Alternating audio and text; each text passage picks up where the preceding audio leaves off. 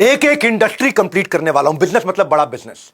आज बात करूंगा ज्वेलरी इंडस्ट्री की। भाई लोगों, ये केवल ज्वेलर्स के लिए नहीं है, पूरे देश के लिए है। इतना कुछ सीखने को मिलने वाला है। शादी हो या सेलिब्रेशन हो या सेविंग करनी हो, हमारे यहां हर कोई ज्वेलर के पास भागता है। सुबह अखबार में अपडेट से पहले सोने का रेट चेक करते हैं। नमस्कार, डॉक्टर विवेक बिंद्रा बोल रहा हूं, फाउंडर एंड सीईओ बड़ा बिजनेस.com। बिजनेस मतलब बड़ा बिजनेस। आज बताऊंगा कैसे बने ज्वेलरी इंडस्ट्री के कोहिनूर। ज्वेलरी इंडस्ट्री का संपूर्ण ज्ञान देने वाला हूं कि ज्वेलर अगर अपनी दुकान खोलता है, धंधे को बड़ा कैसे करे। One of the biggest industry in the country, 3.5 lakh crore का धंधा कर रहे हैं 2023 में।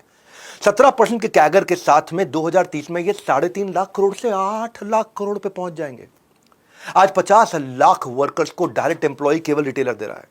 ज्वेलरी इंडस्ट्री को कैसे ग्रो करना है, मैं आपको 3-4 बड़ी इंपॉर्टेंट चीजें बताऊंगा। ब्रांड कैसे बनाएं, सिक्योरिटी कैसे करें, आप ज्वेलर के यहाँ सामान चोरी कैसे ना हो, डेटा को कैसे इस्तेमाल करें, ट्रस्ट कैसे जनरेट करें, लोग केवल आप ही से माल कैसे खरीदें, एक दुकान से लेकर के उसको पूरा स्केल करने तक। फट फट फट फट फट फट। पहला point, build your brand. Jewellery एक आर्ट होता है, एक्सक्लूसिविटी की वर्थ होती है, वरना तो कमोडिटी है। सोने का भाव तो पूरी दुनिया में एक ही चल रहा होगा, बाजार तय करता है सोने का भाव। ज्वेलर की जो कमाई है वो ज्वेलरी में है, सोने के भाव में नहीं है। हाँ? आपको पहले समझना पर टारगेट कस्टमर है कौन।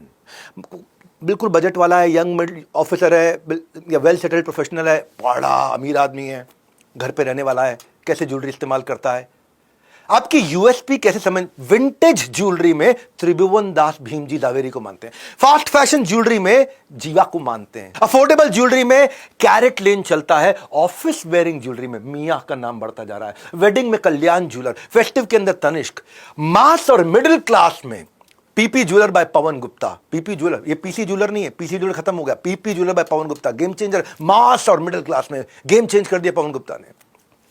अब समझो, जब आप कोई शोरूम खोलते हो, स्ट्रॉन्ग स्टोर विजुअल बड़ी इंपॉर्टेंट चीज है। ये एक्सपेंस नहीं, इन्वेस्टमेंट होती है। डिस्प्ले जो है मल्टी डायमेंशनल होना चाहिए। 3 बातें याद रखना फटाफट से। हाइट, लाइट, स्पेस, इससे लग्जरी आ जाती है। अगर आपके शोरूम में थोड़ी अच्छी हाइट है, बहुत सारी नेचुरल लाइट है और काफी स्पेस है, क्लटर्ड नहीं है, ये हो गया लग्जरी। ऐसे ही आपको पहले ही पैसा ज्यादा मिलना शुरू हो जाएगा। इसमें चौथी चीज बड़ी इंपॉर्टेंट है, जो लाइट है ना, वो ऐसा ना हो कि आंख पे चुभे, वो ज्वेलरी पे जानी चाहिए लाइट।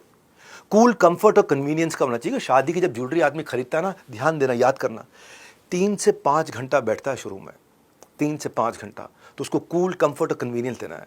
क्योंकि शादी की ज्वेलरी खरीदने जा रहा है, वो एक बार खरीदता, रोज रोज नहीं खरीदता शादी की ज्वेलरी। इसीलिए इसकी जो खूबसूरती बढ़ानी है, उसके लिए आपको इंटीरियर डिजाइनर सिलेक्ट करना है। उसके लिए भी मैं आपको 3 रूल बता देता हूं।